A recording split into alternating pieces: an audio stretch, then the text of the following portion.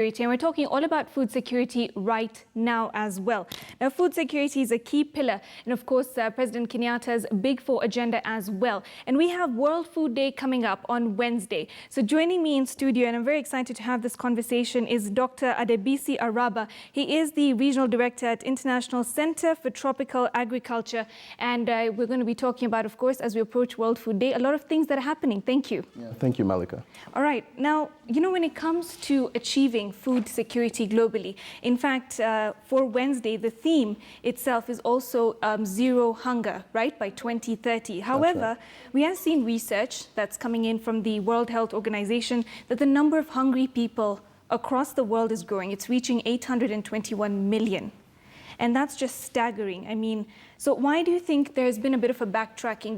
Because apparently in the past 3-4 years, the number has actually grown as opposed to stagnating or reducing.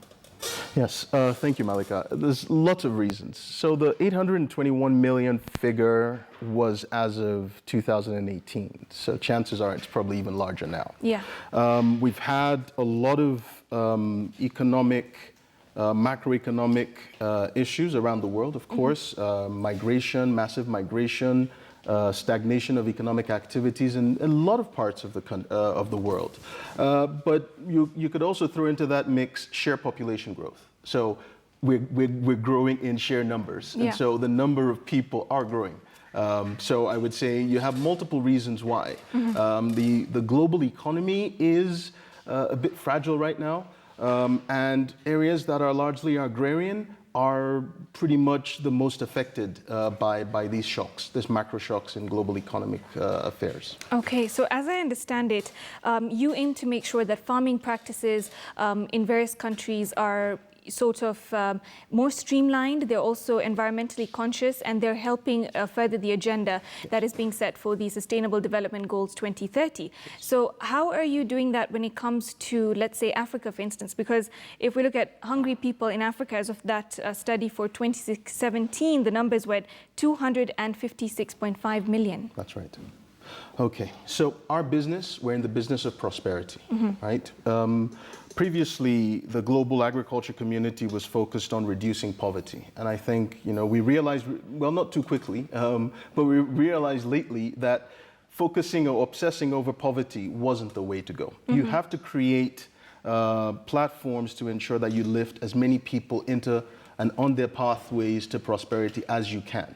Now in Kenya, for example, you have of the 200 odd million suffering from undernutrition, you have about a third of Kenyans who are undernourished. And what do we mean by this? It's not just about how much food you eat, because that's calories, and that's that refers to how much energy is in the food, potential energy in the food. We're talking about the amount of nutrients in the food. So you're looking at vitamin A, iron, zinc, iodine, right? So about a third of Kenyans don't get the adequate amount of nutrients in their diets daily. Now, that is a big problem. Now, how do we ensure that we work with the people who grow the food, people who process the food, people who distribute the food, people who sell the food, to ensure that agriculture can be productive, competitive, but more importantly, increase prosperity for millions of people, not just in Kenya, but around the world.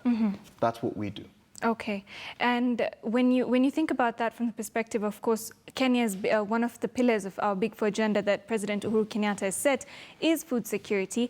And you know, despite this, there was a survey just recently, June and July this year, that saw that food insecurity has significantly worsened. About 2.6 million people are currently experiencing crisis within the country. Yes. So what sorts of measures can we take? Because now at this point, preventive, we're a bit beyond preventive. It needs to be active measures for these 2.6 million people. That's right. So I'll give you an example of one of the reasons why we have acute food insecurity, especially in the northern parts of Kenya. It's because of climate variability. Right? When we talk about climate change, it's two variables. It's temperature and it's rainfall. So the rainfall is variable, highly variable and unpredictable, and the temperature is also variable. One of the things we've done is we've worked with world-class breeders to work on improving the resilience of certain crops to rainfall and temperature variability. So for example, with the bean variety, a Cat 1B, it's a drought-tolerant variety. We're also working on heat-tolerant varieties of beans. Beans is a commonly consumed commodity here in Kenya, and it's the most widely traded commodity in East Africa, beans, of course. Okay. Now, working on that, you know, we work with our partners, the Kenya Agriculture Livestock Research Organization, KALRO, to improve the breeding of these crops to ensure that the crops can be resilient, you know, remain productive in spite of the variabilities of rainfall and temperature. Another thing is we're working through collaboration with the Kenyan government and the World Bank on a $250 million Kenya Climate Smart Agriculture program. Okay. Now, within that, we've designed what we call the Kenya County Climate Smart Agriculture County Risk Profiles. Now, these profiles identify key agriculture value chains and look at opportunities for investing in building resilience at different points of the value chain, not just for governments, but also for the private sector. But of course, because when we talk of agriculture transformation, what we mean is a public sector enabled, private sector led transformation. So we really need to see the private sector coming to the fore, and we need to see the government creating the enabling environment and the enabling policies to ensure that the private sector can thrive in agriculture. All right. Well, thank you so much for speaking to us. And even as we wrap up, your last word on what we should be focusing on World Food Day this Wednesday. What we should focus on. I would say keep the faith. Africa will feed the world. Wow, amazing. Thank you so much. Thank you very much, Malika. All right. Well, that was, of course, what we had from Dr. Adebisi Araba. He is the Regional Director at International Center for Tropical